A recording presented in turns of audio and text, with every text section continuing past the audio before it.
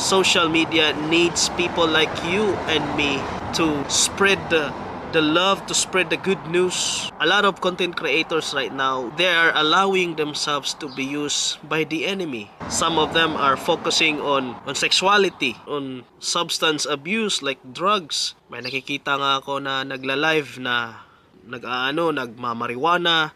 When I saw those things, I said to myself, kung itong mga taong to na hindi mga believers, nagpapagamit sila sa kaaway, gumagawa sila ng content na makakasira sa mga viewers or makakainganyo sa mga viewers na magda-drugs din kasi parang ninonormalize na nila yung kasalanan or yung drugs. I was a drug addict before, but because of the grace of the Lord Jesus Christ, ako po ngayon ay clean na, and that's because of His grace kasi He transformed me, He changed me. And so going back, alam mo ba na